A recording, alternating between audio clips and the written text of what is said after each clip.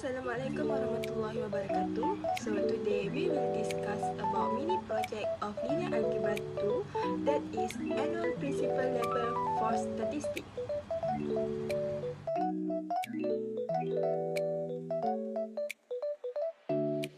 This presentation discusses the annual principal label for statistics in Malaysia from 2014 to 2023. The data show the annual size of the labour force including people who are employed and those actively seeking employment. The data cover a 10-year period from 2014 to 2023 and focus on Malaysia. It was collected and published by the Department of Statistics Malaysia through the Labour Force Survey. The purpose of collecting this data is first, monitor labour market performance, second, understand employee trend, and lastly, support government planning and economic policy decision.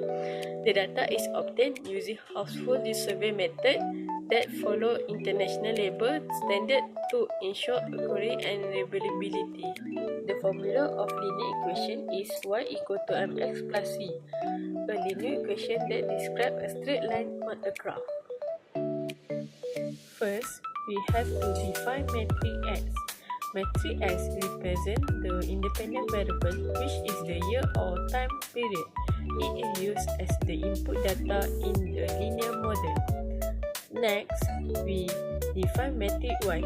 Matrix Y represents the dependent variable, which is the labour force data. The value changes according to time X and Y are taken from the data of annual principal labour force. A graph is generated to show the relationship between matrix X and matrix Y. This helps visualize the trend of the labour force over time. Design matrix. The design matrix is formed by organizing the data into a structured format.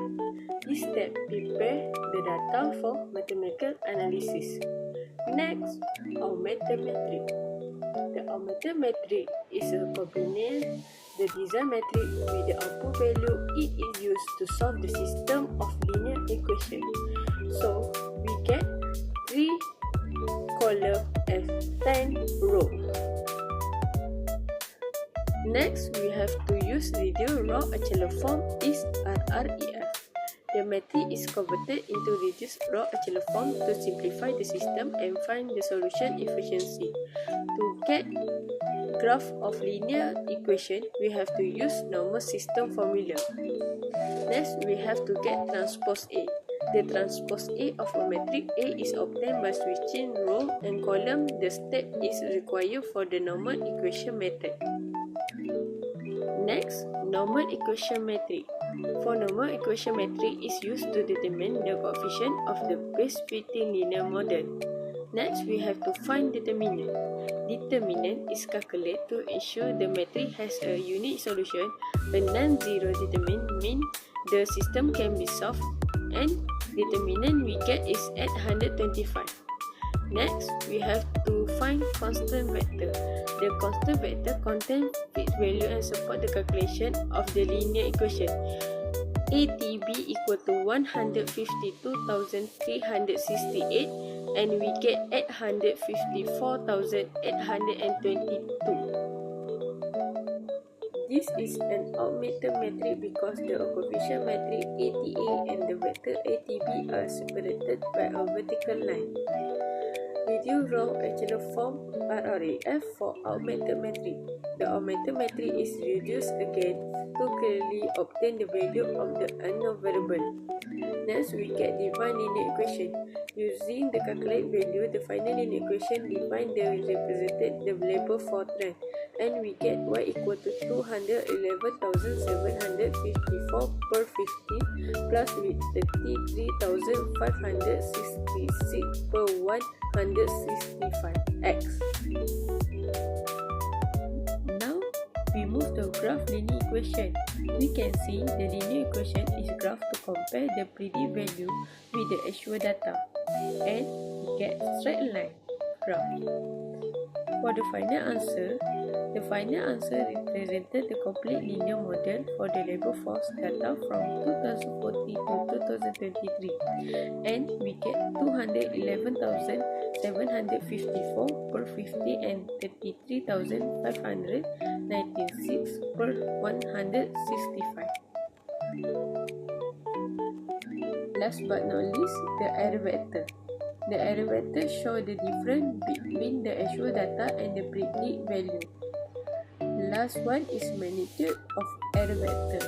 The magnitude of the error vector measures the accuracy of the linear model. A smaller value indicates better accuracy. We can see the magnitude vector in the slide. So next, let's discuss about quadratic. So what is quadratic? Quadratic refers to a polynomial or equation where the highest power of the variable is 2. Next, for the matrix step, we need to define the matrix X. Since the quadratic is a polynomial of 2, we need to multiply X with the X so that we will get the value of X squared. Next, we need to find the value of matrix Y. We will get the value based on the data statistic. And then next, we need to find the value of matrix M. Matrix M is the augmented matrix get by multiply the value of A, matrix X, and also matrix X squared. After we get the value of matrix M, we need to multiply the value of matrix M with M transpose, and then we need to find the inverse of matrix M. Then we need to find the value of matrix F. By doing that, we need to multiply the M transpose with the value of Y. And lastly, we need to find the value inverse of matrix F. And last but not least, we need to find the value of MV by multiply the value of M with F. After that, we will get the value of the error vector by Y minus value of MV, and also lastly, we need to find the magnitude error vector. And last but not least, this is the graph after we have plot the value of A and also value of B by using the quadratic equation. For this slide, I will explain what cubic means. Cubic refers to a polynomial or an equation where the highest power of the variable is 3. This means the equation includes terms like x cubed. Next, we define matrix X. Matrix S contains the input data of the independent variable used in this analysis. This matrix is important because it presents the value of the study that we want. And next, we define matrix Y. Matrix Y represents the output data or the dependent variable. It shows the actual observed value from the data. And next, we define matrix A1. Matrix A1 is used as a part of the calculation process to form the model. It helps us to prepare the data for further matrix operation. And here, we produce matrix A. Matrix A is formed using the value from matrix X. This matrix A is important for building the equation model. And next, we produce matrix AY. Matrix AY is obtained by combining matrix A and matrix Y. This step is needed to solve the system using matrix method. And next, produce matrix A transpose. In this slide, we produce A transpose, which is we can change row into column. This step is important for list calculation. This matrix ATA. Here we produce matrix ATA by multiplying AT with A. This matrix is used to check whether the system can be solved properly. It also needs before finding the determinant. This slide shows the determinant of matrix ATA. The determinant helps us check if the matrix is invertible. A non-zero determinant means the solution exists. And next, we produce matrix M. Matrix M is formed to help us with the final coefficient of the equation. This matrix combines the result of previous step. And next, to produce RREF for M. This slide shows the RREF of matrix M. From this matrix, we can directly obtain the value of the coefficient. This value will be used to form the cubic equation.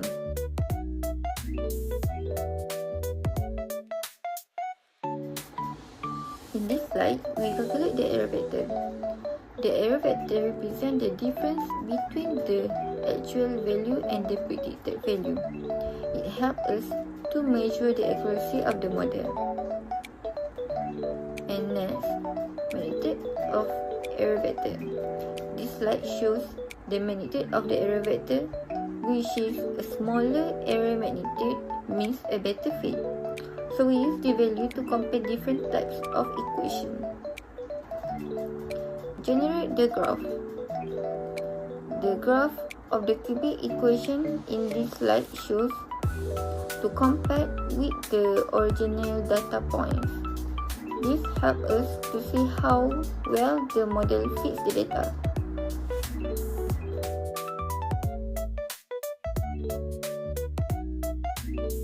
In conclusion, the best method for this problem is the linear cubic equation.